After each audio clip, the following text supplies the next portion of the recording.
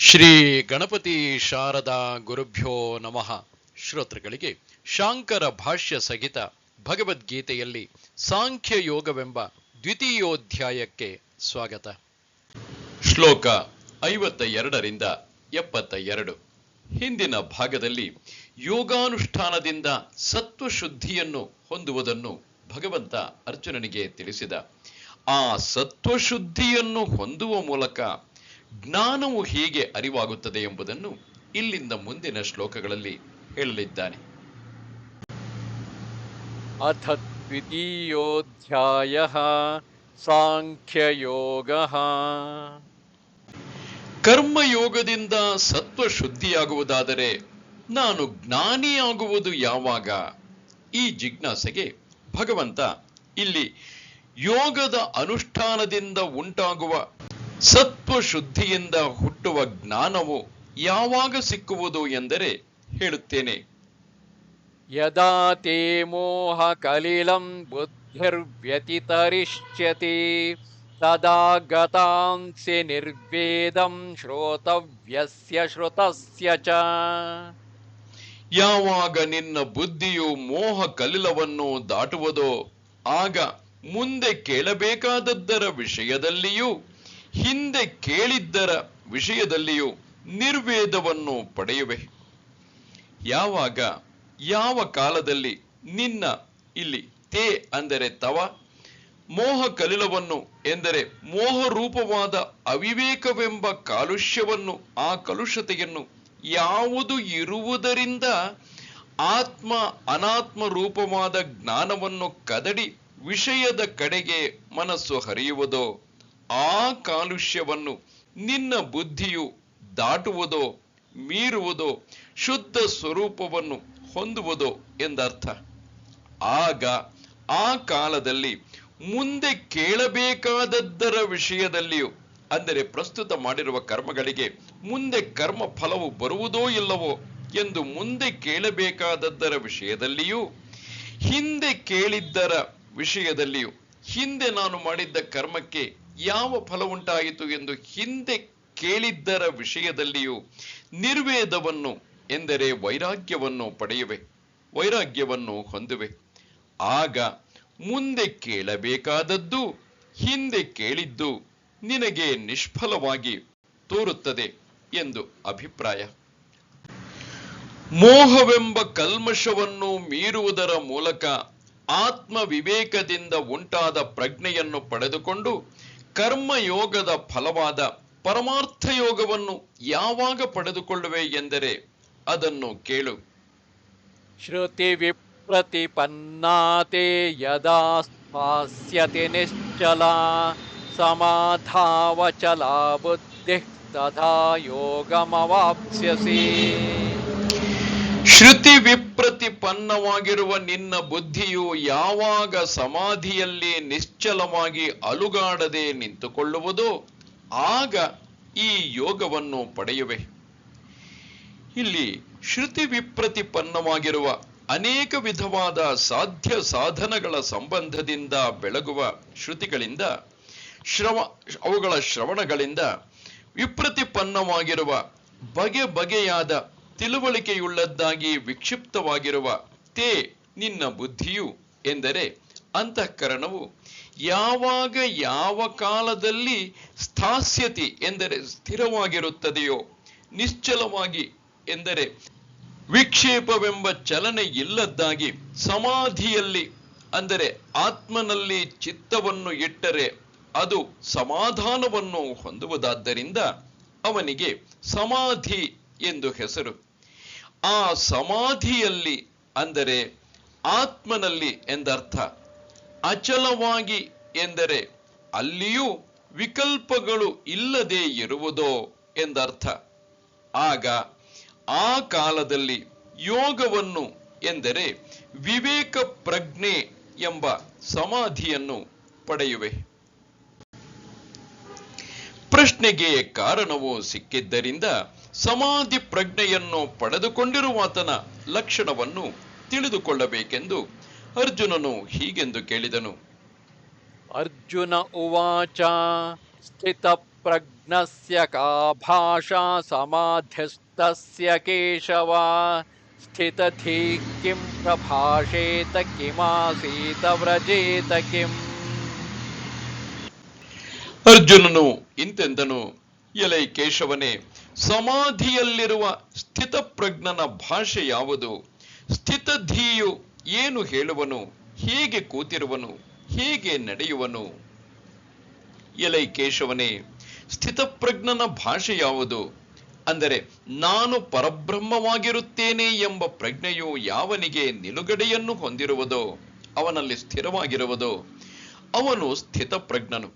ಅವನ ಭಾಷೆ ಯಾವುದು? ಭಾಷಣವು ಎಂದರೆ ಆತನ ಮಾತು ಯಾವುದು? ಸಮಾಧಿಯಲ್ಲಿರುವ ಅಂದರೆ ಸಮಾಧಿಯಲ್ಲಿ ನಿಂತಿರುವ ಆತನನ್ನು ಮತ್ತೊಬ್ಬರು ಏನೆಂದು ಹೇಳಿಕೊಳ್ಳುತ್ತಾರೆ?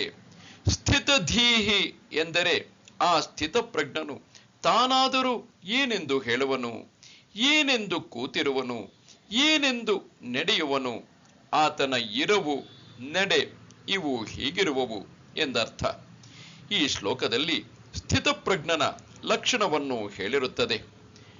ಯಾವನು ಮೊದಲಿನಿಂದಲೇ ಕರ್ಮಗಳನ್ನು ಸನ್ಯಾಸ ಮಾಡಿ ಜ್ಞಾನ ಯೋಗದ ನಿಷ್ಠೆಯಲ್ಲಿ ಪ್ರವರ್ತಿಸಿರುವನೋ, ಯಾವನು ಕರ್ಮಯೋಗದಿಂದ ಕರ್ಮ ಸನ್ಯಾಸವನ್ನು ಮಾಡಿ ಜ್ಞಾನ ನಿಷ್ಠೆಯಲ್ಲಿ ಪ್ರವರ್ತಿಸಿರುವನೋ ಅವರಿಬ್ಬರಿಗೂ ಸ್ಥಿತಪ್ರಜ್ಞನ ಲಕ್ಷಣವನ್ನು ಸಾಧನವನ್ನು ಪ್ರಜಹಾತಿ ಎಂಬುದರಿಂದ ಈ ಅಧ್ಯಾಯವು ಮುಗಿಯುವವರೆಗೂ ಉಪದೇಶಿಸಿರುತ್ತದೆ. ಅದು ಹೇಗೆ ಗೊತ್ತೆಂದರೆ, ಅಧ್ಯಾತ್ಮ ಶಾಸ್ತ್ರದಲ್ಲೆಲ್ಲ ಯಾವುವು ಕೃತಾರ್ಥನಾದವನಿಗೆ ಲಕ್ಷಣಗಳೆನಿಸುವವೋ ಅವನ್ನೇ ಮುಮುಕ್ಷುಗಳಿಗೆ ಸಾಧನಗಳಾಗಿ ಉಪದೇಶ ಮಾಡಿರುತ್ತದೆ. ಏಕೆಂದರೆ ಅವು ಪ್ರಯತ್ನದಿಂದ ಸಾಧಿಸಿಕೊಳ್ಳತಕ್ಕವುಗಳಾಗಿರುತ್ತವೆ. ಯಾವುವು ಹೀಗೆ ಯತ್ನದಿಂದ ಸಾಧಿಸಿಕೊಳ್ಳತಕ್ಕ ಸಾಧನಗಳು, ಕೃತಾರ್ಥನಾದವನ ಲಕ್ಷಣಗಳು ಆಗಿರುವವೋ ಅಂಥವುಗಳನ್ನು ಶ್ರೀ ಭಗವಂತನು ಇಲ್ಲಿ ಹೇಳಿರುತ್ತಾನೆ. ಶ್ರೀ ಭಗವಾನುವಾಚ ಪ್ರಜಹಾತಿ ಯದಾ ಕಾಮಾನ್ ಸರ್ವಾನ್ ಪಾರ್ಥ ಮನೋಗತಾನ್ ಆತ್ಮನ್ಯೇವಾತ್ಮನಾ ತುಷ್ಟಃ ಸ್ಥಿತಪ್ರಜ್ಞಸ್ತದೋಚ್ಯತೆ. ಶ್ರೀ ಭಗವಂತನು ಎಂತೆಂದನು, ಎಲೈ ಪಾರ್ಥನೆ, ಮನಸ್ಸಿನಲ್ಲಿರುವ ಕಾಮಗಳನ್ನೆಲ್ಲ ಬಿಟ್ಟು ಯಾವಾಗ ಆತ್ಮನಲ್ಲಿಯೇ ಆತ್ಮನಿಂದಲೇ ತುಷ್ಟನಾಗಿರುವನೋ ಆಗ ಸ್ಥಿತಪ್ರಜ್ಞನೆನಿಸುವನು. ಎಲೈ ಪಾರ್ಥನೆ, ಮನೋಗತವಾದ ಅಂದರೆ ಮನಸ್ಸಿನಲ್ಲಿ ಹೊಕ್ಕಿರುವ ಹೃದಯದಲ್ಲಿ ಸೇರಿಕೊಂಡಿರುವ ಎಲ್ಲಾ ಕಾಮಗಳನ್ನು, ಎಲ್ಲ ಬಗೆ ಬಗೆಯ ಇಚ್ಛೆಗಳನ್ನು ಯಾವಾಗ ಯಾವ ಕಾಲದಲ್ಲಿ ಸಂಪೂರ್ಣವಾಗಿ ಜಹಾತಿ, ಇಲ್ಲಿ ಎಂದರೆ ಯಾವ ಕಾಲದಲ್ಲಿ ಸಂಪೂರ್ಣವಾಗಿ ಜಹಾತಿ ಬಿಟ್ಟು ಬಿಡುವನೋ, ಕಾಮಗಳನ್ನೆಲ್ಲ ಬಿಟ್ಟು ಬಿಟ್ಟರೆ ತೃಪ್ತಿಗೆ ಕಾರಣವಿರುವುದಿಲ್ಲವಾಗಿ ಶರೀರವನ್ನು ಧರಿಸಿರುವುದಕ್ಕೆ ನಿಮಿತ್ತವಾದ ಪ್ರಾರಬ್ಧ ಕರ್ಮವು ಇನ್ನೂ ಉಳಿದಿದ್ದರೆ ಹುಚ್ಚನಂತೆಯೂ ಮದವೇರಿದವನಂತೆಯೂ ಪ್ರವರ್ತಿಸುತ್ತಾನೆ ಎಂದಾಗುವುದು. ಅದಕ್ಕೆ ಪರಿಹಾರವನ್ನು ಹೇಳುತ್ತಾನೆ. ಆತ್ಮನಲ್ಲಿಯೇ ಎಂದರೆ ಪ್ರತ್ಯಗಾತ್ಮ ಸ್ವರೂಪದಲ್ಲಿಯೇ, ಆತ್ಮನಿಂದ ಎಂದರೆ ತನ್ನಿಂದಲೇ ಹೊರಗಿನ ವಸ್ತುವನ್ನು ಪಡೆದುಕೊಳ್ಳುವ ಅಪೇಕ್ಷೆ ಇಲ್ಲದೆಯೇ ತುಷ್ಟನಾಗಿರುವನೋ, ಪರಮಾರ್ಥವನ್ನು ಕಂಡುಕೊಂಡದ್ದೆಂಬ ಅಮೃತ ರಸವು ಸಿಕ್ಕಿರುವುದರಿಂದ ಉಳಿದದ್ದೇನೂ ತನಗೆ ಬೇಡವೆಂಬ ಭಾವವನ್ನು ಯಾವಾಗ ಹೊಂದಿರುವನೋ ಆಗ ಸ್ಥಿತಪ್ರಜ್ಞನು. ಯಾವನಿಗೆ ಆತ್ಮ ಅನಾತ್ಮಗಳ ವಿವೇಕದಿಂದ ಉಂಟಾದ ಪ್ರಜ್ಞೆಯು ನಿಂತಿರುವುದೋ, ನೆಲೆ ನಿಂತಿರುವುದೋ ಅಂಥವನು ಸ್ಥಿತಪ್ರಜ್ಞನು, ಜ್ಞಾನಿಯು ಎನಿಸಿಕೊಳ್ಳುತ್ತಾನೆ. ಪುತ್ರ, ವಿತ್ತ, ಲೋಕ ಎಂಬ 3 ಏಷಣೆಗಳನ್ನು ತ್ಯಜಿಸಿ ಸನ್ಯಾಸಿಯಾಗಿ ಆತ್ಮಾರಾಮನಾಗಿ ಆತ್ಮ ಕ್ರೀಡನಾಗಿರುವವನೇ ಸ್ಥಿತಪ್ರಜ್ಞನು ಎಂದು ಅರ್ಥ. ದುಃಖೇಷ್ವನುದ್ವಿಗ್ನಮನಃ ಸುಖೇಷು ವಿಗತಸ್ಪೃಹಃ ವೀತರಾಗಭಯಕ್ರೋಧಃ ಸ್ಥಿತಧೀರ್ಮುನಿರುಚ್ಯತೆ. ದುಃಖಗಳಲ್ಲಿ ಉದ್ವಿಗ್ನವಾಗದ ಮನಸ್ಸುಳ್ಳವನು, ಸುಖಗಳಲ್ಲಿ ಸ್ಪೃಹೆ ಇಲ್ಲದವನು, ವೀತರಾಗ ಭಯ ಕ್ರೋಧನಾದವನು ಆದ ಮುನಿಯು ಸ್ಥಿತಪ್ರಜ್ಞನೆನಿಸುವನು. ಮತ್ತು ಯಾವನು ಆಧ್ಯಾತ್ಮಿಕವೇ ಮುಂತಾದ ದುಃಖಗಳು ಬಂದೊದಗಿದಾಗ ಉದ್ವಿಗ್ನವಾಗದ, ಎಂದರೆ ದುಃಖ ಬಂದಾಗ ಕಳವಳ ಪಡದಿರುವ ಮನಸ್ಸುಳ್ಳವನಾದ್ದರಿಂದ ಅನುದ್ವಿಗ್ನ ಮನಸ್ಸಿನವನಾಗಿ, ಮತ್ತು ಸುಖಗಳು ಬಂದರೆ ಸ್ಪೃಹೆಯು ಎಂದರೆ ಬಯಕೆಯು ಉಂಟಾಗದವನಾಗಿ, ಕಟ್ಟಿಗೆ ಮುಂತಾದದ್ದನ್ನು ಹಾಕಿದರೆ ಮಾತ್ರ ಬೆಂಕಿಯು ಹೆಚ್ಚುವಂತೆ ಯಾವನ ಬಯಕೆಯು ಸುಖಗಳು ಬಂದಂತೆ ಬೆಳೆಯುತ್ತಿರುವುದಿಲ್ಲವೋ ಅಂತಹ ವಿಗತ ಸ್ಪೃಹನಾಗಿ, ವೀತರಾಗ ಭಯ ಕ್ರೋಧನಾಗಿ, ಅನುರಾಗವಾಗಲಿ ಅಂಜಿಕೆಯಾಗಲಿ ಸಿಟ್ಟಾಗಲಿ ಇಲ್ಲದಿರುವಾತನು ವೀತರಾಗ ಭಯ ಕ್ರೋಧನು ಅಂಥವನಾಗಿ ಇರುವ ಮುನಿಯು ಸನ್ಯಾಸಿಯು ಸ್ಥಿತಪ್ರಜ್ಞನು ಎಂದೆನಿಸಿಕೊಳ್ಳುವನು. ಯಸ್ಸರ್ವತ್ರಾನಭಿಸ್ನೇಹ ತತ್ತತ್ಪ್ರಾಪ್ಯ ಶುಭಾಶುಭಂ ನಾಭಿನಂದತಿ ನ ದ್ವೇಷ್ಟಿ ತಸ್ಯ ಪ್ರಜ್ಞಾ ಪ್ರತಿಷ್ಠಿತಾ. ಯಾವಾತನು ಏತರಲ್ಲಿಯೂ ಆಸಕ್ತಿ ಇಲ್ಲದೆ ಶುಭವನ್ನಾಗಲಿ ಅಶುಭವನ್ನಾಗಲಿ ಆಯಾ ವಿಷಯವನ್ನು ಪಡೆದಾಗ ಅಭಿನಂದನೆ ಮಾಡದಿರುವನೋ, ದ್ವೇಷ ಮಾಡದೆಯೂ ಇರುವನೋ, ಆತನ ಪ್ರಜ್ಞೆಯು ನಿಲುಗಡೆಗೆ ಬಂದಿರುವುದು. ಮತ್ತು ಯಾವ ಮುನಿಯು ಯಾವುದರಲ್ಲಿಯೂ, ಎಂದರೆ ದೇಹವು ಬದುಕಿರುವುದು ಮುಂತಾದ ವಿಷಯದಲ್ಲಿಯೂ ಅನಭಿಸ್ನೇಹನಾಗಿರುವನೋ, ಎಂದರೆ ಹೆಚ್ಚಿನ ಆಸಕ್ತಿ ಇಲ್ಲದವನಾಗಿರುವನೋ, ಆಯಾ ಶುಭಾಶುಭವನ್ನು ಹೊಂದಿ, ಎಂದರೆ ಆಯಾ ಒಳ್ಳೆಯದು ಮತ್ತು ಕೆಟ್ಟದ್ದು ಬಂದೊದಗಿದರೆ ಅಭಿನಂದನೆ ಮಾಡದಿರುವನೋ, ದ್ವೇಷವನ್ನೂ ಮಾಡದೆಯೇ ಇರುವನೋ, ಎಂದರೆ ಒಳ್ಳೆಯದು ಬಂದರೆ ಹಿಗ್ಗದೆಯೂ ಕೆಟ್ಟದ್ದು ಬಂದರೆ ದ್ವೇಷಿಸದೆಯೂ ಇರುವನೋ ಎಂದರ್ಥ. ಆತನ ಎಂದರೆ ಹೀಗೆ ಹರ್ಷವಾಗಲಿ ವಿಷಾದವಾಗಲಿ ಉಂಟಾಗದೆ ಇರುವವನ ವಿವೇಕದಿಂದ ಉಂಟಾದ ಪ್ರಜ್ಞೆಯು ನಿಲುಗಡೆಗೆ ಬಂದಿರುವುದು. ಯದಾ ಸಂಹರತೆ ಚಾಯಂ ಕೂರ್ಮೋಂಗಾನೀವ ಸರ್ವಶಃ ಇಂದ್ರಿಯಾಣೀಂದ್ರಿಯಾರ್ಥೇಭ್ಯಃ ತಸ್ಯ ಪ್ರಜ್ಞಾ ಪ್ರತಿಷ್ಠಿತಾ.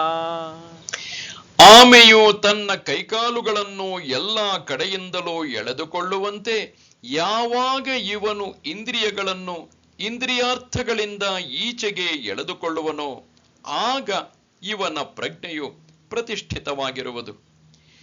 ಮತ್ತು ಜ್ಞಾನ ನಿಷ್ಠೆಯಲ್ಲಿ ಪ್ರವರ್ತಿಸಿರುವ ಈ ಯತಿಯು ಕೂರ್ಮವು ಅಂದರೆ ಆಮೆಯು ತನ್ನ ಅಂಗಗಳನ್ನು ಎಳೆದುಕೊಳ್ಳುವಂತೆ ಹೇಗೆ ಆಮೆಯು ಅಂಜಿಕೆಯಿಂದ ತನ್ನ ಅಂಗಗಳನ್ನು ಎಲ್ಲಾ ಕಡೆಯಿಂದಲೂ ಎಲ್ಲಾ ದಿಕ್ಕಿನಿಂದಲೂ ಒಳಸೇರಿಸಿಕೊಳ್ಳುವುದೋ ಹಾಗೆ ಜ್ಞಾನನಿಷ್ಠನಾಗಿ ಇಂದ್ರಿಯಗಳನ್ನು ಇಂದ್ರಿಯಾರ್ಥಗಳಿಂದ ಎಂದರೆ ಎಲ್ಲ ವಿಷಯಗಳಿಂದಲೂ ಯಾವಾಗ ಸಂಹರಿಸಿಕೊಳ್ಳುತ್ತಾನೋ, ಎಂದರೆ ಚೆನ್ನಾಗಿ ಒಳಸರಿಸಿಕೊಳ್ಳುತ್ತಾನೋ ಆಗ ಆತನ ಪ್ರಜ್ಞೆಯು ನಿಲುಗಡೆಗೆ ಬಂದಿರುವುದು ಎಂಬ ವಾಕ್ಯದ ಅರ್ಥವನ್ನು ಹಿಂದಿನ ಭಾಷ್ಯದಲ್ಲಿಯೇ ಹೇಳಿರುತ್ತದೆ.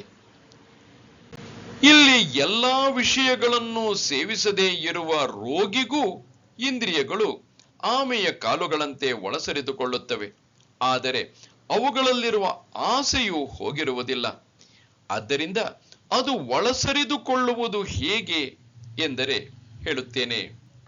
ವಿಷಯಾ ವಿನಿವರ್ತಂತೆ ನಿರಾಹಾರಸ್ಯ ದೇಹಿನಃ ರಸವರ್ಜಂ ರಸೋಪ್ಯಸ್ಯ ಪರಂ ದೃಷ್ಟ್ಯಾ ನಿವರ್ತತೆ. ನಿರಾಹಾರನಾದ ದೇಹಿಯನ್ನು ಬಿಟ್ಟು ವಿಷಯಗಳು ಹಿಂದಿರುಗುತ್ತವೆ, ಆದರೆ ರಸವು ಹೋಗಿರುವುದಿಲ್ಲ. ಪರವನ್ನು ಅಂದರೆ ಪರ ವಸ್ತುವನ್ನು ಕಂಡುಕೊಂಡರೆ ಆತನ ರಸವೂ ಹೋಗಿಬಿಡುವುದು. ಇಲ್ಲಿ ವಿಷಯಗಳು ಎಂದರೆ ವಿಷಯಗಳಿಂದ ಉಪಲಕ್ಷಿತವಾದ ವಿಷಯ ಶಬ್ದದಿಂದ ಇಲ್ಲಿ ಹೇಳಿರುವ ಇಂದ್ರಿಯಗಳು. ಅವು ನಿರಾಹಾರನಾದವನಿಗೆ ಎಂದರೆ ವಿಷಯಗಳನ್ನು ಸೇವಿಸದೇ ಇರುವಾತನಿಗೆ, ಹೆಚ್ಚಿನ ತಪಸ್ಸಿನಲ್ಲಿರುವ ದೇಹಿಗೆ ಎಂದರೆ ದೇಹಾಭಿಮಾನಿಯಾದ ಮೂರ್ಖನಿಗೆ ಕೂಡ ಹಿಂದಿರುಗುತ್ತವೆಯಾದರೂ ರಸವನ್ನು ಬಿಟ್ಟು ವಿಷಯದಲ್ಲಿರುವ ರಾಗ ಇರುವುದಲ್ಲ, ಅದನ್ನು ಬಿಟ್ಟು ಹಿಂದಿರುಗುತ್ತವೆ. ರಸವೆಂಬ ಶಬ್ದವು ರಾಗವೆಂಬ ಅರ್ಥದಲ್ಲಿ ಪ್ರಸಿದ್ಧವಾಗಿರುತ್ತದೆ. ಏಕೆಂದರೆ ಸ್ವರಸವಾಗಿ ಪ್ರವರ್ತಿಸಿರುವನು, ರಸಿಕನು, ರಸಜ್ಞನು ಮುಂತಾದ ಪ್ರಯೋಗಗಳಲ್ಲಿ ಹಾಗೆಂದು ಕಂಡುಬರುತ್ತದೆ. ಆ ಮನಸ್ಸನ್ನು ರಂಜಿಸುವ ರೂಪದ ಸೂಕ್ಷ್ಮವಾದ ರಸವೂ ಕೂಡ ಆ ಯತಿಗೆ ಪರವಸ್ತುವನ್ನು ಎಂದರೆ ಪರಮಾರ್ಥ ತತ್ವವಾದ ಬ್ರಹ್ಮವನ್ನು ನಾನೇ ಅದು ಎಂದು ಕಂಡುಕೊಂಡು ಅರಿತುಕೊಂಡು ಇರುವುದರಿಂದ ಹಿಂತಿರುಗಿ ಬಿಡುತ್ತದೆ. ವಿಷಯ ವಿಜ್ಞಾನವು ನಿರ್ಬೀಜವಾಗಿ ಬಿಡುವುದು ಎಂದರ್ಥ. ಸರಿಯಾದ ಜ್ಞಾನವು ಉಂಟಾಗದಿದ್ದರೆ ರಸವು ನಾಶವಾಗದು. ಆದ್ದರಿಂದ ಸಮ್ಯಕ್ ದರ್ಶನ ರೂಪವಾದ ಪ್ರಜ್ಞೆಯನ್ನು ಸ್ಥಿರಗೊಳಿಸಿಕೊಳ್ಳಬೇಕು ಎಂದು ಅಭಿಪ್ರಾಯ.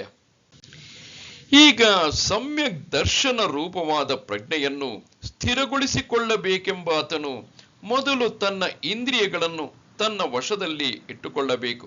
ಏಕೆಂದರೆ ಅವುಗಳು ನಿಲ್ಲದಿದ್ದರೆ ದೋಷ ಉಂಟು ಎಂದು ಭಗವಂತನು ಹೇಳುತ್ತಾನೆ. ಯತತೋ ಹ್ಯಪಿ ಕೌಂತೇಯ ಪುರುಷಸ್ಯ ವಿಪಸ್ಥಿತಃ ಇಂದ್ರಿಯಾಣಿ ಪ್ರಮಾಥೀನಿ ಹರಂತಿ ಪ್ರಸಭಂ ಮನಃ. ಎಲೆ ಕೌಂತೇಯನೇ, ಪ್ರಯತ್ನ ಮಾಡುತ್ತಿರುವ ಪುರುಷನು ತಿಳಿದವನಾದರೂ ಪ್ರಮಾಥಿಗಳಾದ ಇಂದ್ರಿಯಗಳು ಅವನ ಮನಸ್ಸನ್ನು ಬಲಾತ್ಕಾರದಿಂದ ಅಪಹರಿಸುವವು. ಎಲೆ ಕೌಂತೇಯನೇ, ಹಿ ಯಸ್ಮಾತ್ ಎಂದರೆ ಏಕೆಂದರೆ ಯತ್ನಿಸುತ್ತಿರುವ ಎಂದರೆ ಪ್ರಯತ್ನವನ್ನು ಮಾಡುತ್ತಿರುವ ಪುರುಷನು ತಿಳಿದವನಾದರೂ ಜ್ಞಾನಿಯಾದರೂ ಎಂದು ಅಪಿಶಬ್ದದ ಅರ್ಥವನ್ನು ದೂರ ಇರುವ ವಿಪಶ್ಚಿತ ಎಂಬ ಮಾತಿಗೆ ಅನ್ವಯ ಮಾಡಿಕೊಳ್ಳಬೇಕು. ತಿಳಿದವನಾದರೂ ಅವನ ಪ್ರಮಾಥಿಗಳಾದ ಎಂದರೆ ಕಡೆದು ಹಾಕುವ ಸ್ವಭಾವವುಳ್ಳ ಇಂದ್ರಿಯಗಳು ವಿಷಯದ ಕಡೆಗೆ ತಿರುಗುವ ಪುರುಷನನ್ನು ಆ ಇಂದ್ರಿಯಗಳು ಕಳವಳಪಡಿಸಿ ಏನೂ ತೋರದಂತೆ ಮಾಡುತ್ತವೆಯಲ್ಲವೇ? ಹಾಗೆ ಏನೂ ತೋಚದಂತೆ ಮಾಡಿ ಪ್ರಕಾಶವಾಗಿ ತಾನು ನೋಡುತ್ತಿರುವಂತೆಯೇ ವಿವೇಕ ವಿಜ್ಞಾನದಿಂದ ಕೂಡಿರುವ ಮನಸ್ಸನ್ನು ಜೋರಿನಿಂದ ಬಲಾತ್ಕಾರದಿಂದ ಅಪಹರಿಸುವವು. ಹೀಗಿರುವುದರಿಂದ ತಾನಿ ಸರ್ವಾಣಿ ಸಂಯಮ್ಯ ಯುಕ್ತ ಆಸೀತ ಮತ್ಪರಃ ವಶೇ ಹಿ ಯಸ್ಯೇಂದ್ರಿಯಾಣಿ ತಸ್ಯ ಪ್ರಜ್ಞಾ ಪ್ರತಿಷ್ಠಿತಾ. ಅವುಗಳನ್ನೆಲ್ಲ ಸಂಯಮನ ಮಾಡಿಕೊಂಡು ಅಂದರೆ ಆ ಇಂದ್ರಿಯಗಳನ್ನೆಲ್ಲ ಸಂಯಮನ ಮಾಡಿಕೊಂಡು ಯುಕ್ತನಾಗಿ ಮತ್ಪರನಾಗಿರಬೇಕು. ಯಾವಾತನಿಗೆ ಇಂದ್ರಿಯಗಳು ವಶದಲ್ಲಿ ಇರುವವೋ ಅವನ ಪ್ರಜ್ಞೆಯು ನಿಲುಗಡೆಯನ್ನು ಹೊಂದಿರುವುದು. ಅವುಗಳನ್ನೆಲ್ಲ ಸಂಯಮ ಮಾಡಿಕೊಂಡು, ಸಂಯಮನ ಎಂದರೆ ಅಳವಡಿಸಿಕೊಳ್ಳುವುದು. ಹಾಗೆ ಮಾಡಿಕೊಂಡು ಯುಕ್ತನಾಗಿ ಸಮಾಹಿತನಾಗಿ ಮತ್ಪರನಾಗಿ ಎಲ್ಲರಿಗೂ ಪ್ರತ್ಯಗಾತ್ಮನಾಗಿರುವ ವಾಸುದೇವನಾದ ನಾನೇ ಹೆಚ್ಚಿನವನು ಎಂದು ಯಾರಿಗೆ ಎನಿಸುವುದೋ ಅವನು ಮತ್ಪರನು. ಎಂದರೆ ನಾನು ಅವನಿಗೆ ಬೇರೆಯಲ್ಲ ಎಂದು ಅರಿತವನಾಗಿರಬೇಕು. ಹೀಗೆ ಇದ್ದುಕೊಂಡಿರುವ ಯಾವ ಯತಿಗೆ ಇಂದ್ರಿಯಗಳು ಅಭ್ಯಾಸ ಬಲದಿಂದ ವಶದಲ್ಲಿ ಇದ್ದುಕೊಂಡಿರುವವೋ ಅವನ ಪ್ರಜ್ಞೆಯು ನಿಲುಗಡೆಗೆ ಬಂದಿರುವುದು. ಇನ್ನು ಈಗ ಇಂದ್ರಿಯಗಳಿಗೆ ಸೋಲುವವನಿಗೆ ಅನರ್ಥಕ್ಕೆಲ್ಲ ಇದು ಮೂಲವೆಂದು ಹೇಳುತ್ತಾನೆ. ಧ್ಯಾಯತೋ ವಿಷಯಾನ್ ಪುಂಸಃ ಸಂಗಸ್ತೇಷೂಪಜಾಯತೆ ಸಂಗಾತ್ ಸಂಜಾಯತೆ ಕಾಮಃ ಕಾಮಾತ್ ಕ್ರೋಧೋಭಿಜಾಯತೆ.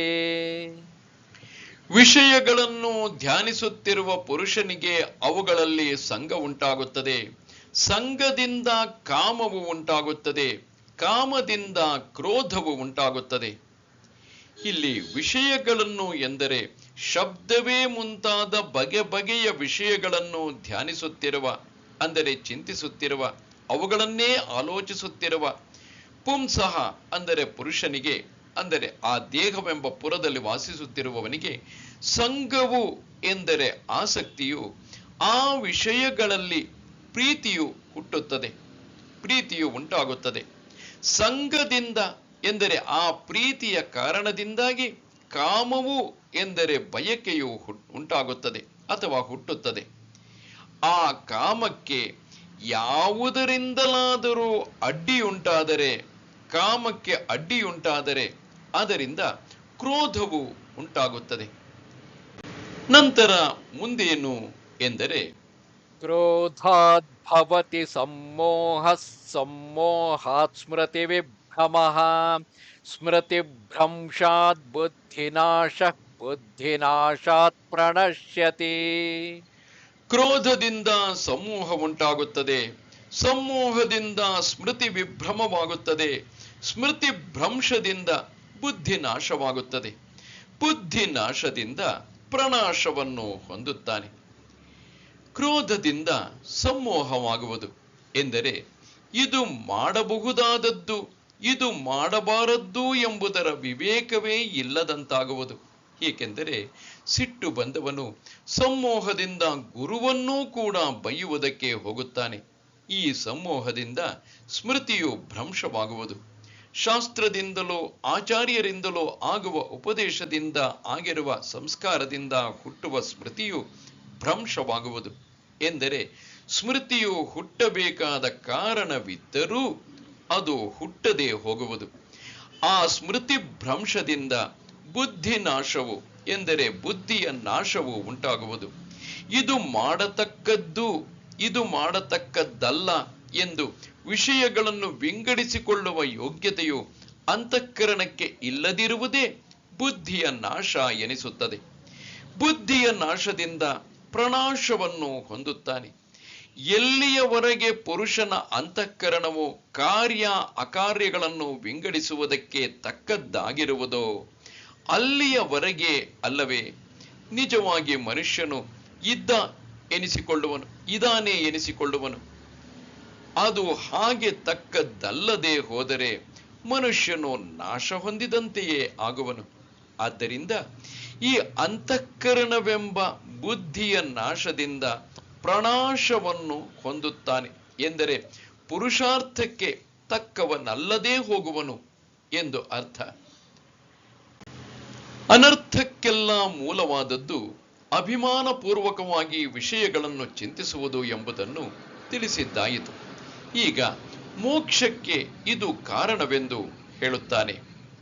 ರಾಗದ್ವೇಷ ವಿಯುಕ್ತೈಸ್ತು ವಿಷಯಾನಿಂದ್ರಿಯೈಶ್ಚರನ್, ಆತ್ಮವಶ್ಯೈರ್ವಿಧೇಯಾತ್ಮಾ ಪ್ರಸಾದಮಧಿಗಚ್ಚತಿ. ರಾಗದ್ವೇಷಗಳಿಂದ ಬಿಡುಗಡೆಯಾಗಿ ತನ್ನ ವಶದಲ್ಲಿರುವ ಇಂದ್ರಿಯಗಳಿಂದ ವಿಷಯಗಳನ್ನು ಅನುಭವಿಸುತ್ತಿರುವ ವಿಧೇಯಾತ್ಮನು ಪ್ರಸಾದವನ್ನು ಪಡೆಯುವನು. ರಾಗದ್ವೇಷಗಳಿಂದ ಬಿಡುಗಡೆಯಾಗಿರುವ ಅಂದರೆ ರಾಗವು ದ್ವೇಷವು ರಾಗದ್ವೇಷಗಳು ಅವೆರಡರಿಂದ ಕೂಡಿಕೊಂಡೇ ಅಲ್ಲವೇ ಇಂದ್ರಿಯಗಳು ಪ್ರವರ್ತಿಸುವುದು ಸ್ವಾಭಾವಿಕವಾಗಿದೆ.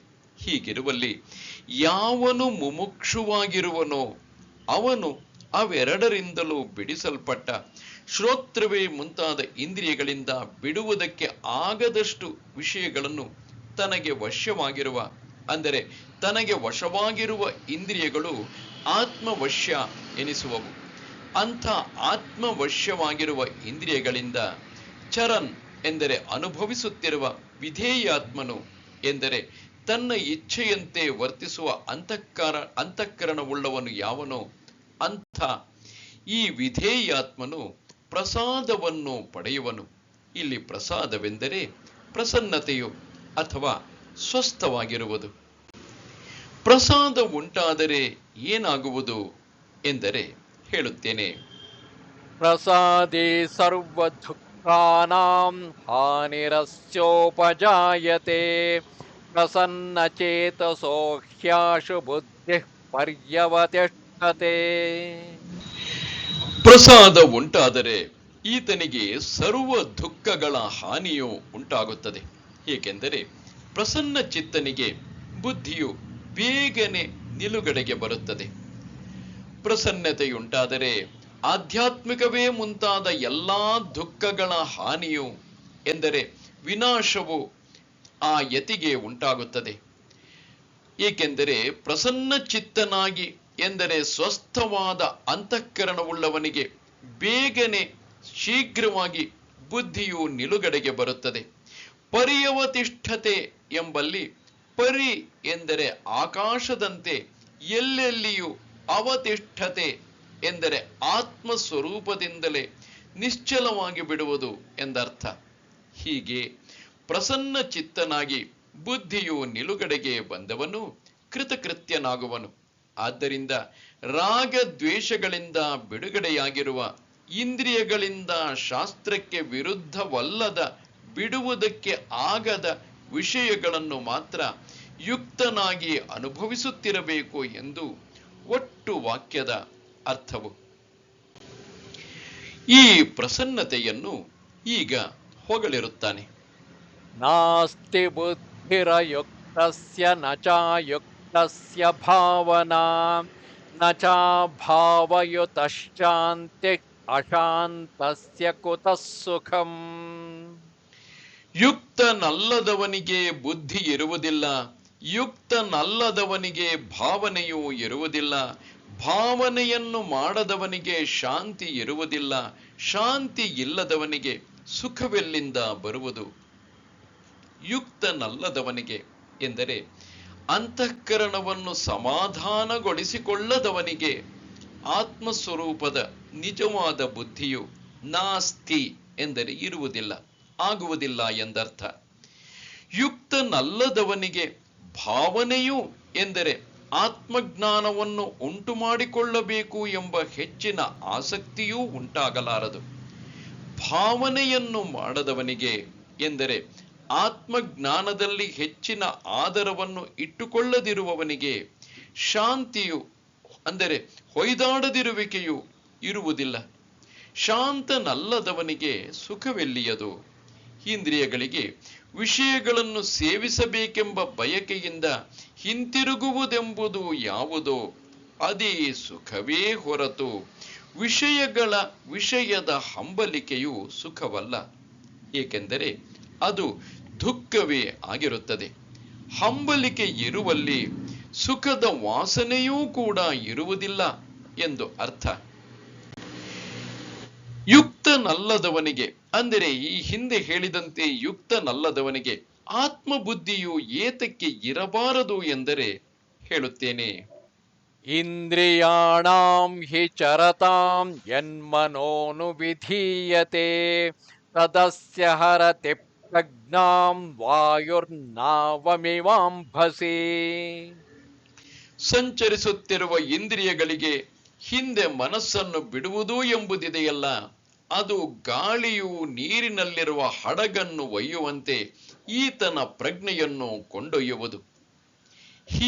ಏಕೆಂದರೆ ಸಂಚರಿಸುತ್ತಿರುವ ಎಂದರೆ ತಮ್ಮ ತಮ್ಮ ವಿಷಯಗಳಲ್ಲಿ ಪ್ರವರ್ತಿಸುತ್ತಿರುವ ಇಂದ್ರಿಯಗಳ ಹಿಂದೆ ಮನಸ್ಸನ್ನು ಬಿಡುವುದು ಎಂಬುದಿದೆಯಲ್ಲ, ಮನಸ್ಸು ಅವುಗಳನ್ನು ಅನುಸರಿಸಿ ಪ್ರವರ್ತಿಸುವುದು ಎಂಬುದಿದೆಯಲ್ಲ, ಅದು ಎಂದರೆ ಇಂದ್ರಿಯ ವಿಷಯಗಳನ್ನು ವಿಕಲ್ಪಿಸುತ್ತಾ ಪ್ರವರ್ತಿಸುತ್ತಿರುವ ಮನಸ್ಸು ಈ ಯತಿಯ ಆತ್ಮ ಅನಾತ್ಮ ವಿವೇಕದಿಂದ ಉಂಟಾದ ಪ್ರಜ್ಞೆಯನ್ನು ಕೊಂಡೊಯ್ಯುವುದು ಎಂದರೆ ನಾಶ ಮಾಡುವುದು. ಹೀಗೆ ಎಂದರೆ ಗಾಳಿಯು ನೀರಿನ ಮೇಲಿನ ಹಡಗನ್ನು ಒಯ್ಯುವಂತೆ ನೀರಿನ ಮೇಲೆ ಹೋಗಲಿರುವ ಪ್ರಯಾಣಿಕರ ಹಡಗನ್ನು ಗಾಳಿಯು ದಾರಿಯಿಂದ ಹಿಡಿದೆತ್ತಿ ಹೇಗೆ ತಪ್ಪು ದಾರಿಯಲ್ಲಿ ಹೋಗುವಂತೆ ಮಾಡುವುದೋ ಹಾಗೆ ಮನಸ್ಸು ಆತ್ಮ ವಿಷಯವಾದ ಪ್ರಜ್ಞೆಯನ್ನು ಅಪಹರಿಸಿ ವಿಷಯಗಳ ವಿಷಯವಾಗಿಯೇ ಇರುವಂತೆ ಆ ಮನಸ್ಸು ಮಾಡಿಬಿಡುತ್ತದೆ. ಈಗ ಪ್ರಯತ್ನ ಮಾಡುತ್ತಿರುವ ಪುರುಷನು ತಿಳಿದವನಾದರೂ ಎಂದು ಉಪಕ್ರಮಿಸಿದ್ದ ವಿಷಯವನ್ನು ಅನೇಕ ಉಪಪತ್ತಿಗಳನ್ನು ಕೊಟ್ಟು ಆ ವಿಷಯವನ್ನು ಯುಕ್ತಿಯಿಂದ ತಿಳಿಸಿಕೊಟ್ಟು ಈಗ ಅದನ್ನು ಉಪಸಂಹಾರ ಮಾಡಿರುತ್ತಾನೆ. ತಸ್ಮಾದ್ಯಸ್ಯ ಮಹಾಬಾಹೋ ನಿಗೃಹೀತಾನಿ ಸರ್ವಶಃ ಇಂದ್ರಿಯಾಣೀಂದ್ರಿಯಾರ್ಥೇಭ್ಯಃ ತಸ್ಯ ಪ್ರಜ್ಞಾ ಪ್ರತಿಷ್ಠಿತಾ. ಆದ್ದರಿಂದ ಎಲೈ ಮಹಾಬಾಹುವೆ, ಯಾವಾತನ ಇಂದ್ರಿಯಗಳು ಎಲ್ಲಾ ಪ್ರಕಾರದಿಂದಲೂ ಇಂದ್ರಿಯಾರ್ಥಗಳಿಂದ ಹಿಡಿದಿಡಲ್ಪಟ್ಟಿರುವವೋ ಅವನ ಪ್ರಜ್ಞೆಯು ನಿಲುಗಡೆಗೆ ಬಂದಿರುವುದು. ಆದ್ದರಿಂದ ಎಂದರೆ ಇಂದ್ರಿಯಗಳು ವಿಷಯಗಳ ಕಡೆಗೆ ಮುಂಬರಿಯುತ್ತಿದ್ದರೆ ಉಂಟಾಗುವ ದೋಷವನ್ನು ತೋರಿಸಿಕೊಟ್ಟಿರುವುದರಿಂದ ಎಲೈ ಮಹಾಬಾಹುವೆ, ಯಾವ ಯತಿಯ ಇಂದ್ರಿಯಗಳು ಎಲ್ಲ ಪ್ರಕಾರದಿಂದಲೂ ಎಂದರೆ ಮಾನಸ ಮುಂತಾದ ಎಲ್ಲ ರೀತಿಯಿಂದಲೂ, ಶಬ್ದವೇ ಮುಂತಾದ ಇಂದ್ರಿಯಾರ್ಥಗಳಿಂದ ಜಗ್ಗಿ ಹಿಡಿದಿಡಲ್ಪಟ್ಟಿರುವವೋ ಅವನ ಪ್ರಜ್ಞೆಯು ನಿಲುಗಡೆಗೆ ಬಂದಿರುವುದು. ಸ್ಥಿತಪ್ರಜ್ಞನಾದವನಿಗೆ ಯಾವ ವ್ಯವಹಾರವೂ ಇಲ್ಲ.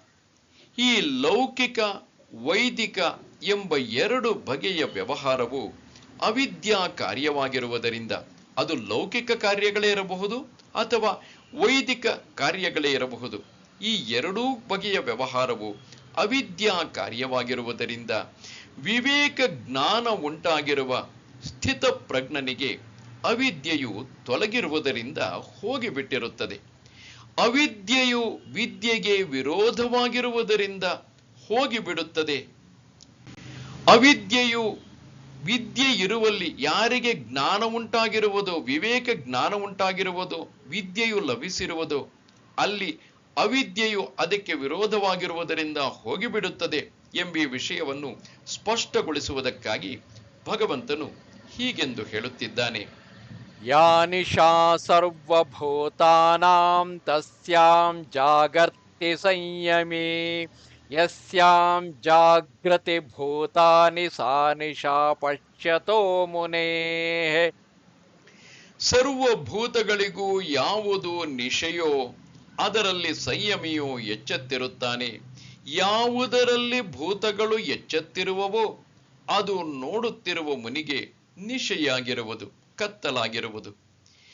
ಯಾವುದು ಸರ್ವಭೂತಗಳಿಗೂ ಎಂದರೆ ಎಲ್ಲಾ ಪ್ರಾಣಿಗಳಿಗೂ ನಿಶೆಯಾಗಿರುವುದೋ, ಮಬ್ಬಿನ ಸ್ವಭಾವವಾಗಿರುವುದರಿಂದ ಯಾವ ಪದಾರ್ಥಗಳನ್ನು ವಿಂಗಡಿಸಿ ತಿಳಿಯಗೊಡಿಸದೆ ರಾತ್ರಿಯಾಗಿರುವುದೋ ಅದು ಯಾವುದು ಎಂದರೆ ಸ್ಥಿತಪ್ರಜ್ಞನ ವಿಷಯವಾದ ಪರಮಾರ್ಥ ತತ್ವವು.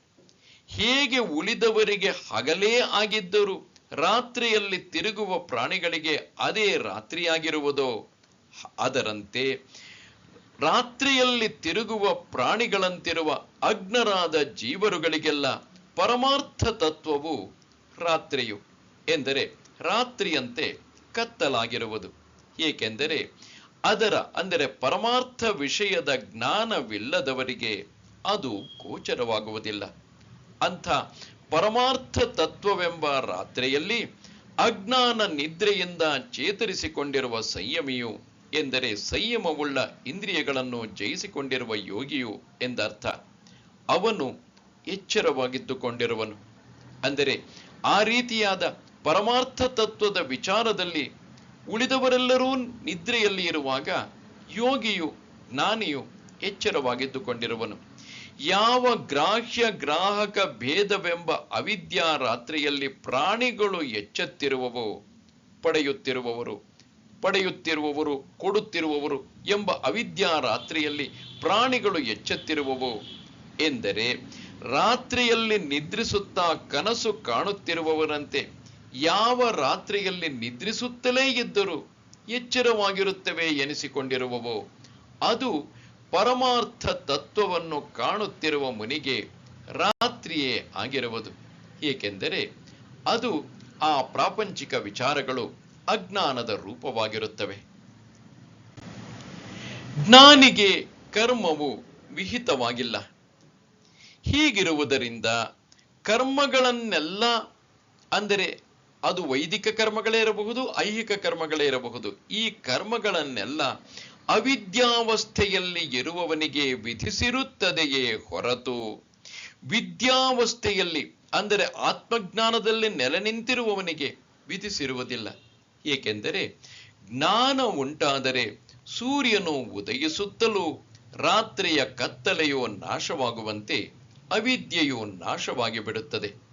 ವಿದ್ಯೆಯು ಹುಟ್ಟುವ ಮೊದಲು ಅವಿದ್ಯೆಯು ಪ್ರಮಾಣವೆಂದು ತೋರುವುದರಿಂದಲೂ ಕ್ರಿಯಾಕಾರಕ ಫಲಗಳೆಂಬ ಭೇದ ರೂಪವಾಗಿರುವುದರಿಂದಲೂ ಎಲ್ಲ ಬಗೆಯ ಕರ್ಮಗಳಿಗೂ ಕಾರಣವಾಗಿರುತ್ತದೆ. ಅದು ಅಪ್ರಮಾಣವೆಂಬ ಬುದ್ಧಿಗೆ ಗೋಚರವಾದ ಅವಿದ್ಯೆಯು ಕರ್ಮಕ್ಕೆ ಕಾರಣವಾಗಲಾರದು.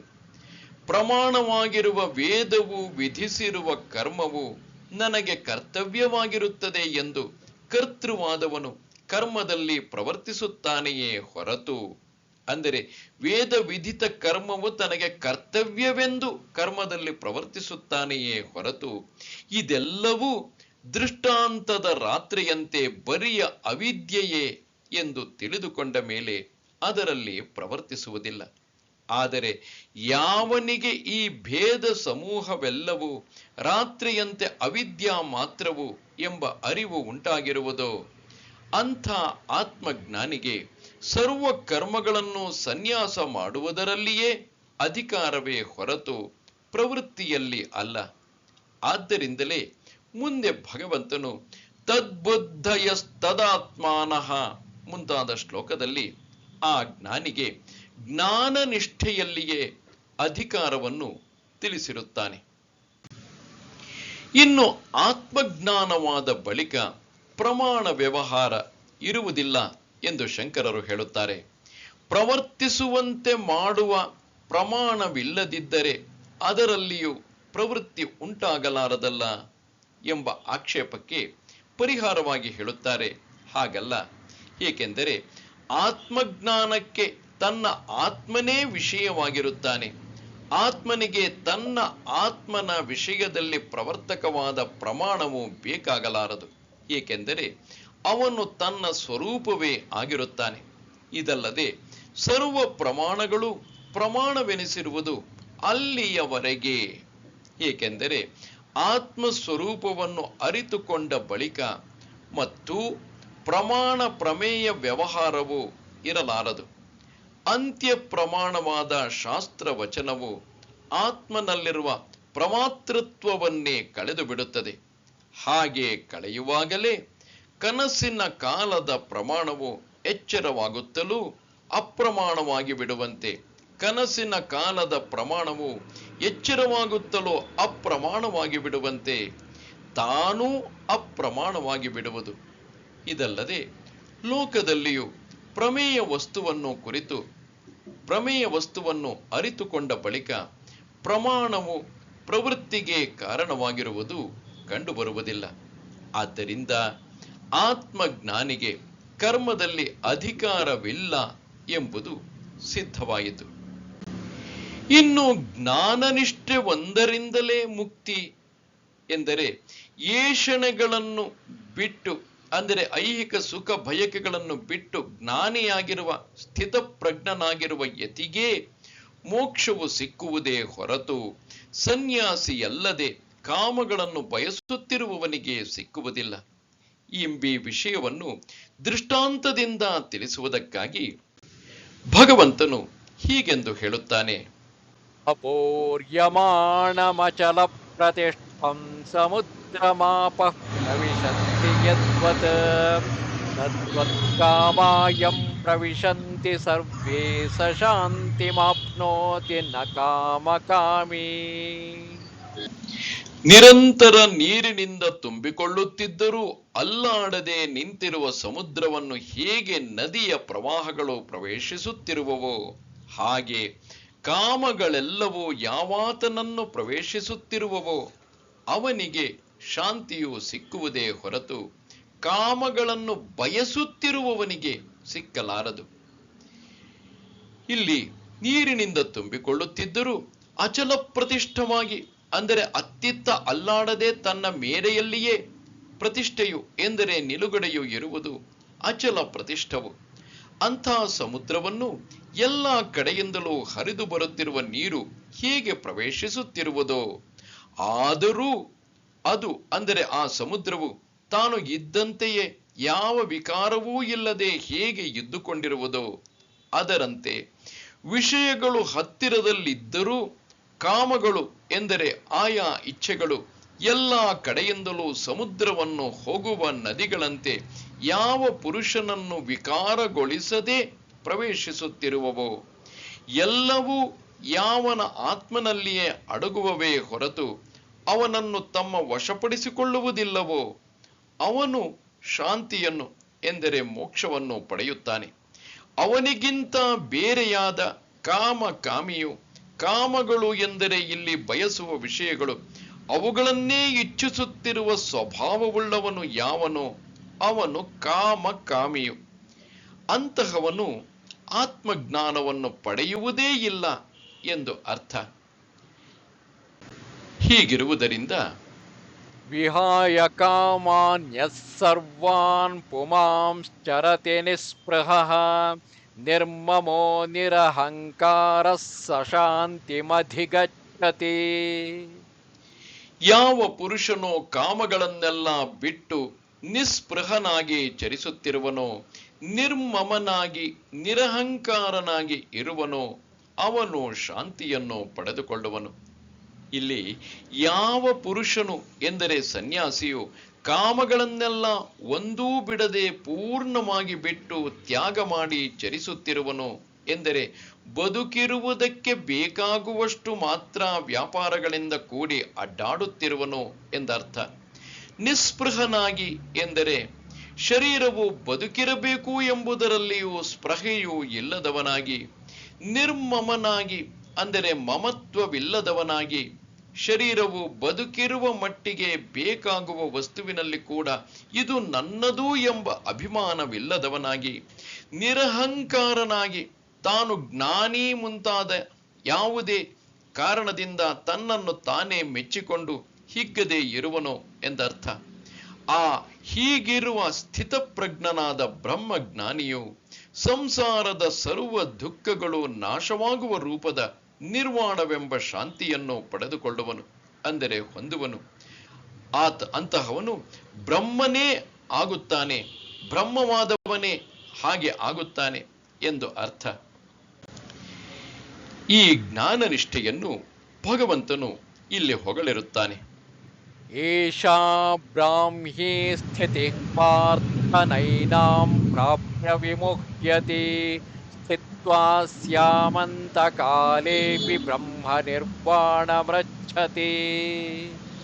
ಎಲೆ ಪಾರ್ಥನೆ, ಇದು ಬ್ರಾಹ್ಮ ಸ್ಥಿತಿಯು. ಇದನ್ನು ಪಡೆದುಕೊಂಡವನು ಮೋಹವನ್ನು ಹೊಂದುವುದಿಲ್ಲ. ಈ ಸ್ಥಿತಿಯಲ್ಲಿ ಅಂತಕಾಲದಲ್ಲಿ ಮಾತ್ರ ಇದ್ದರೂ ಬ್ರಹ್ಮ ನಿರ್ವಾಣವನ್ನು ಪಡೆದುಕೊಳ್ಳುತ್ತಾನೆ.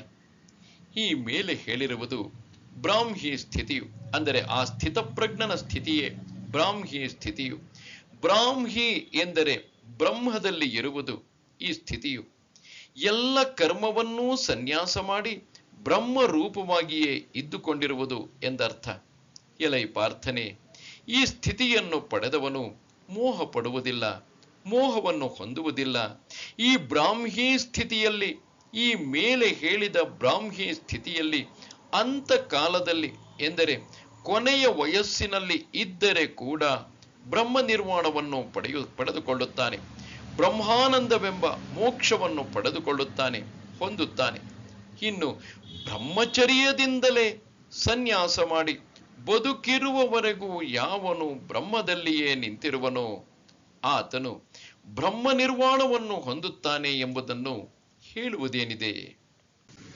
2ನೆಯ ಅಧ್ಯಾಯದ ಸಾರ. ಅರ್ಜುನನು ಶ್ರೀಕೃಷ್ಣನ ಪ್ರೋತ್ಸಾಹಕ ವಾಕ್ಯಗಳನ್ನು ಕೇಳದೆ ಗುರುಗಳನ್ನು ಹಿರಿಯರನ್ನು ಯುದ್ಧದಲ್ಲಿ ಕೊಲ್ಲುವುದು ಧರ್ಮವಾದೀತೆ. ನನಗೆ ಯುದ್ಧವನ್ನು ಮಾಡುವುದಕ್ಕೆ ಮನಸ್ಸೊಪ್ಪದೇ ಇದೆ. ನಿಜವಾದ ತತ್ವವನ್ನು ನನಗೆ ಹೇಳು ಎಂದು, ನನಗೆ ತಿಳಿಸು ಎಂದು ಬೇಡಿಕೊಳ್ಳಲು ಭಗವಂತನು ಇಂತೆಂದನು. ಎಲೈ ಅರ್ಜುನನೇ, ಪರಮಾರ್ಥವಾದ ಆತ್ಮತತ್ವವನ್ನು ಅರಿಯದ್ದರಿಂದ ನಿನಗೆ ಈ ಶೋಕ ಮೋಹಗಳು ಉಂಟಾಗಿರುತ್ತವೆ.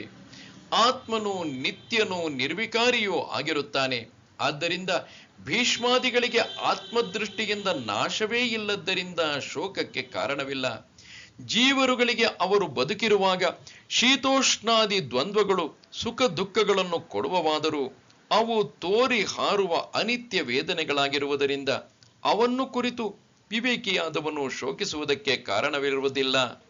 ಇರುವುದು ನಾಶವಾಗಲಾರದು, ಇಲ್ಲದ್ದು ಹುಟ್ಟಲಾರದು ಎಂಬ ತತ್ವವನ್ನು ತಿಳಿದವನು ಏತಕ್ಕೆ ಶೋಕಿಸುವನು? ಆತ್ಮನು ಸತ್ಯಸ್ವರೂಪನಾದ್ದರಿಂದ ಅವನಿಗೆ ನಾಶವಿಲ್ಲವೆಂದು, ದೇಹಾದಿಗಳು ಅಸತ್ಯವಾಗಿರುವುದರಿಂದ ಅವು ನಾಶವಾಗುವುದು ಸ್ವಾಭಾವಿಕವೆಂದು ತಿಳಿ. ಆತ್ಮಸ್ವರೂಪದಿಂದ ನೋಡಿದಾಗ ನಿನಗೆ ಹನನ ಕರ್ತೃತ್ವವಿಲ್ಲ, ಭೀಷ್ಮಾದಿಗಳಿಗೆ ವಧ್ಯತ್ವವೂ ಇಲ್ಲ. ಅಂದರೆ ನೀನು ಕೊಲ್ಲುವುದೂ ಇಲ್ಲ, ಭೀಷ್ಮಾದಿಗಳು ಸಾಯುವುದೂ ಇಲ್ಲ. ಆತ್ಮನ ಸ್ವರೂಪವನ್ನು ಸರಿಯಾಗಿ ತಿಳಿದುಕೊಂಡವನು ತಾನು ಆತ್ಮನೇ ಆಗಿರುವುದರಿಂದ ತಾನು ಕೊಲ್ಲುತ್ತೇನೆಂದಾಗಲಿ ಕೊಲ್ಲಿಸಿಕೊಂಡು ಸಾಯುವೆನು ಎಂದಾಗಲಿ ಬಗೆಯುವುದು ಅಸಂಭವ. ಬಟ್ಟೆಗಳು ಹಳೆಯವಾದಾಗ ಅವುಗಳನ್ನು ತೆಗೆದುಹಾಕಿದರೆ ಅಥವಾ ಹೊಸ ಬಟ್ಟೆಗಳನ್ನು ನಾವು ಧರಿಸಿದರೆ ನಮ್ಮ ಸ್ವರೂಪದಲ್ಲಿ ಯಾವ ಮಾರ್ಪಾಡು ಆಗುವುದಿಲ್ಲವಷ್ಟೇ. ಇದರಂತೆ ದೇಹವು ಯಾವ ಮಾರ್ಪಾಡನ್ನು ಹೊಂದಿದರೂ ಆತ್ಮನಲ್ಲಿ ಯಾವ ವಿಕಾರವೂ ಆಗುವಂತಿಲ್ಲ. ಆದ್ದರಿಂದ ಯಾವ ಬಗೆಯಿಂದಲೂ ಮಾರ್ಪಡಿಸಲಾಗದ ಈ ಆತ್ಮನ ವಿಷಯದಲ್ಲಿ ಶೋಕಿಸದಿರು. ಆತ್ಮನು ಶರೀರವು ಹುಟ್ಟುವಾಗ ಹುಟ್ಟಿ ಅದು ಸಾಯುವಾಗ ಅದರ ಜೊತೆಯಲ್ಲಿಯೇ ಸಾಯುವನೆಂಬ ಸಾಮಾನ್ಯರ ನಂಬಿಕೆಯನ್ನೇ ನೀನು ಇಟ್ಟುಕೊಂಡರೂ ಶೋಕಕ್ಕೆ ಕಾರಣವಿಲ್ಲ. ಹುಟ್ಟಿ ಸಾಯುವುದೇ ಆತ್ಮನ ಸ್ವಭಾವವಾದರೆ ಅದಕ್ಕಾಗಿ ಶೋಕ ಪಡುವುದೇಕೆ? ಆದರೆ ವಸ್ತುಸ್ಥಿತಿಯು ಹೀಗಿಲ್ಲ. ಆತ್ಮನು ಅವಧ್ಯನಾಗಿರುತ್ತಾನೆ. ಆದ್ದರಿಂದ ಶೋಕಕ್ಕೆ ಕಾರಣವೇ ಇಲ್ಲ. ನಿನಗೆ ಯುದ್ಧವು ಸ್ವಧರ್ಮವೆಂಬ ದೃಷ್ಟಿಯಿಂದ ನೋಡಿದರೂ ಶೋಕಕ್ಕೆ ಕಾರಣವಿಲ್ಲ. ಏಕೆಂದರೆ ನೀನು ಗೆದ್ದರೆ ರಾಜ್ಯ ಲಾಭವುಂಟು, ಯುದ್ಧದಲ್ಲಿ ಸತ್ತರೆ ವೀರ ಸ್ವರ್ಗವುಂಟು. ಹೀಗಿದ್ದರೂ ಸ್ವಧರ್ಮವನ್ನು ಬಿಟ್ಟರೆ ನಿನಗೆ ಕೆಟ್ಟ ಹೆಸರು ಬರುತ್ತದೆ, ಪಾಪವು ಗಂಟು ಬೀಳುತ್ತದೆ. ಸುಖ ದುಃಖಗಳನ್ನು, ಲಾಭಾಲಾಭಗಳನ್ನು, ಜಯಾಪಜಯಗಳನ್ನು ಲಕ್ಷ್ಯದಲ್ಲಿಟ್ಟು ಶೋಕಿಸುತ್ತಾ ಕೂರುವುದು ಸ್ವಧರ್ಮ ದೃಷ್ಟಿಯಿಂದಲೇ ಸರಿಯಲ್ಲ. ಇನ್ನು ಪರಮಾರ್ಥ ದೃಷ್ಟಿಯಿಂದ ಸರಿಯಲ್ಲವೆಂದು ಹೇಳಬೇಕೇ? ಇದುವರೆಗೆ ನಾನು ನಿನಗೆ ಹೇಳಿರುವ ಜ್ಞಾನವು ಸಾಂಖ್ಯ ವಿಷಯವಾದದ್ದು. ಇನ್ನು ಕರ್ಮಯೋಗ ವಿಷಯದ ತಿಳುವಳಿಕೆಯನ್ನು ಹೇಳುವೆನು ಕೇಳು. ಈ ಕರ್ಮಯೋಗವು ಕರ್ಮ ಬಂಧವನ್ನೇ ಕಡಿದು ಹಾಕುವುದು. ಇದರಲ್ಲಿ ಮಾಡಿದ್ದಕ್ಕೆ ಒಳ್ಳೆಯ ಫಲವು ತಪ್ಪಿದ್ದಲ್ಲ, ಕೆಟ್ಟ ಫಲದ ಸುಳಿವಿಲ್ಲ.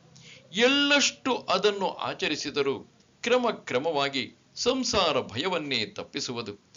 ಕಾಮ್ಯ ಕರ್ಮಗಳನ್ನೇ ಹೊಗಳುತ್ತಾ ಸ್ವರ್ಗವೇ ಪರಮಪುರುಷಾರ್ಥವೆಂದು ನಂಬಿರುವ ಮೂಢರಿಗೆ ಈ ಯೋಗದ ನಿಶ್ಚಯ ಬುದ್ಧಿಯು ದಕ್ಕುವುದಿಲ್ಲ.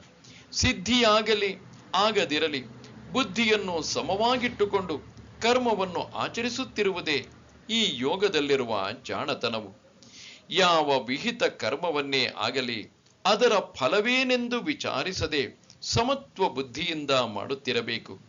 ನೀನು ನಿನಗೆ ವಿಹಿತವಾಗಿರುವ ಧರ್ಮಯುದ್ಧವನ್ನು ಹೀಗೆ ಮಾಡು. ಕರ್ಮಯೋಗವನ್ನು ಮಾಡುವವನು ಕಾಮ್ಯ ಕರ್ಮವನ್ನು ಮಾಡುವವರಿಗಿಂತ ಉತ್ತಮ ಫಲವನ್ನು ಪಡೆದುಕೊಳ್ಳಬಹುದು.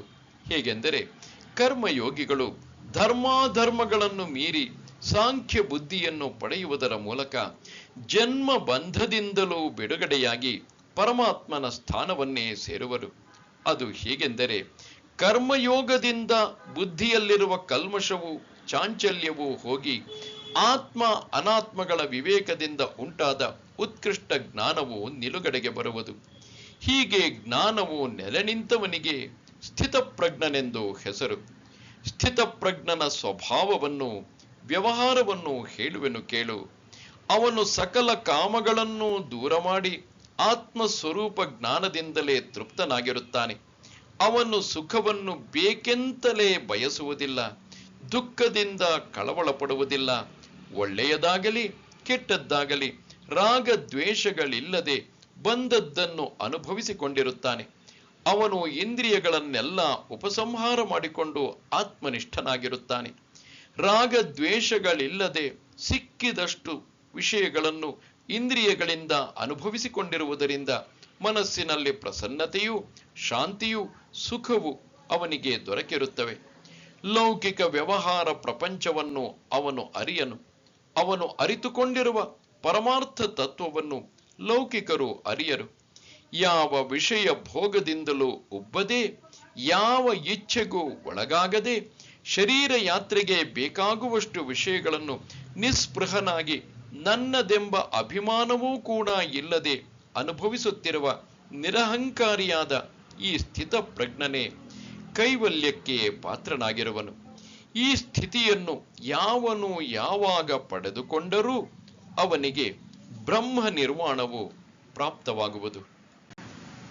ಓಂ ತತ್ಸದಿತಿ ಶ್ರೀಮದ್ಭಗವದ್ಗೀತಾಸು ಉಪನಿಷತ್ಸು ಬ್ರಹ್ಮವಿದ್ಯಾಯಾಂ ಯೋಗಶಾಸ್ತ್ರೇ ಶ್ರೀಕೃಷ್ಣಾರ್ಜುನ ಸಂವಾದೇ ಸಾಂಖ್ಯಯೋಗೋ ನಾಮ ದ್ವಿತೀಯೋಧ್ಯಾಯಃ. ಇಲ್ಲಿಗೆ ಭಗವದ್ಗೀತೆಯ ಶಾಂಕರ ಭಾಷ್ಯ ಸಹಿತ 2ನೆಯ ಸಾಂಖ್ಯ ಯೋಗವು ಸಮಾಪ್ತವಾಯಿತು. ನಮಸ್ತೆ ಶಾರದೆ ದೇವಿ ಕಾಶ್ಮೀರ ಪುರವಾಸಿನಿ ತ್ವಾಮಹಂ ಪ್ರಾರ್ಥೆಯೇ ನಿತ್ಯಂ ವಿದ್ಯಾದಾನಂಚ ದೇಹಿ ಮೇ. ನಮಸ್ಕಾರ.